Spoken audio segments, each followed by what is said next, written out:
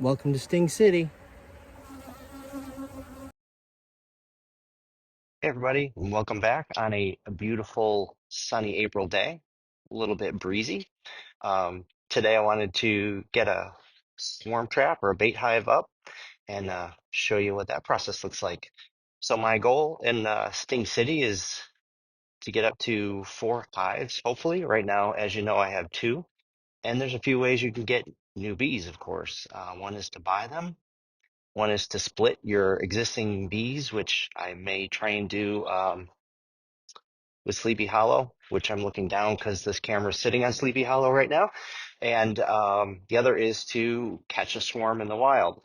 So we're gonna put a box out and see if we can do that today, and I'll show you what that looks like. So I'm gonna show you what I'm doing here. I am so thankful for all of the uh, endless videos and content providers that know way more than me that have taken the time to put it online. Trying to take what I've learned there and see if we can't catch some bees. So with that, I'm going to show you what this process looks like. Okay, so here's our basic equipment for this endeavor. We've got the swarm trap box here.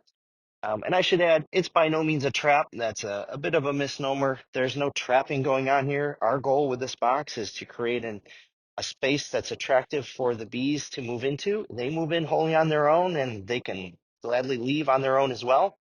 So a bait hive is maybe a better uh, term for it. And there's a few things to consider when we are putting these out to hopefully be successful. And one is the volume inside the box. And the other is I have a few frames in here, and bees like to move in where bees have already been. So I have a frame of old um, honeycomb here and another empty frame here. So we're going to put in 3 frames. You don't have to, but it sure makes it easier to move the bees out if they're already building on some frames. The other thing that we need to do is um, put a scent in there that will hopefully attract the bees. And there are a few varieties scent specifically made for the beehives or lemongrass oil, essential oil. So we're going to be using the lemongrass essential oil.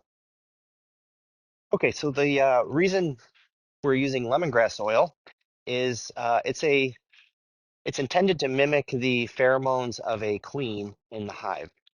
So by giving the hive somewhat of that scent, the thought is we're going to attract a wayward swarm to a new home. And the way we're going to do that, you can drip it in the hive, but you do want to have some longevity to the scent. So we are going to saturate a Q-tip right here, just with the droppers. This is pretty strong stuff. I spilled some in the garage last year. Garage smelled like lemongrass for a long time.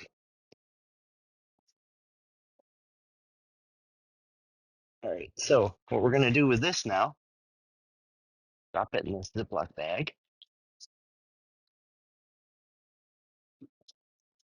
And again, these are all techniques invented by people knowing much more about this than me. I am just replicating it here and sharing it. Okay, so we've got it sealed in the bag. We're just going to cut a corner of it off now, so we'll let some of the scent out slowly. Whoop.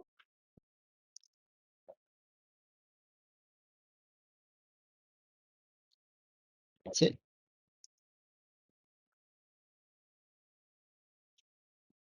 Gonna drop that in there. I'm gonna put a couple extra drops for good measure throughout here.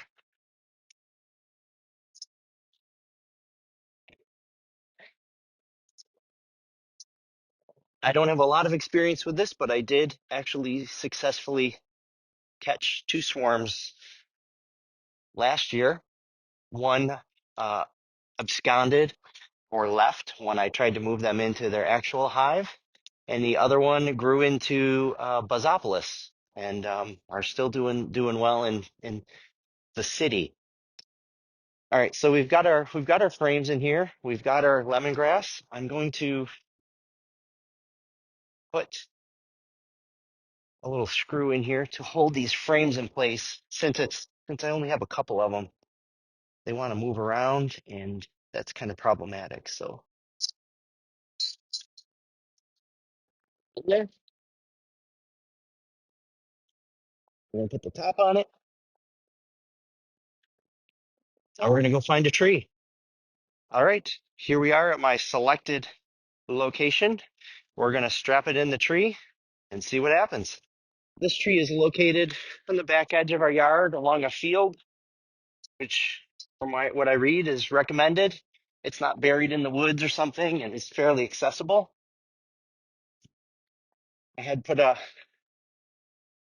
screw in the tree to hold it just while I strap it.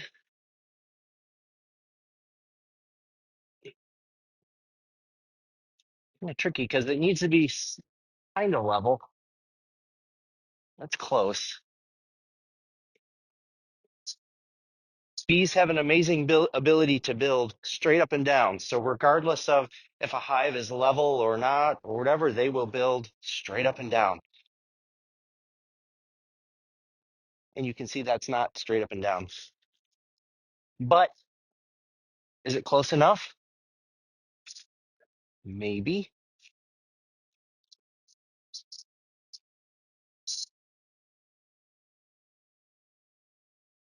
I think there's a better spot. I'm gonna try a different spot. Pretty good.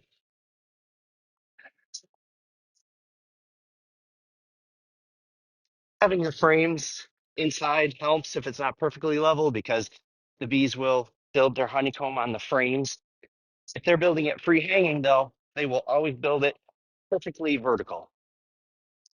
So we're just gonna use use a ratchet strap, sorry, to hold this securely to the tree. Still been on the cool side here for the most part and windy, so I don't expect storms are happening too much yet, but we want to be ready.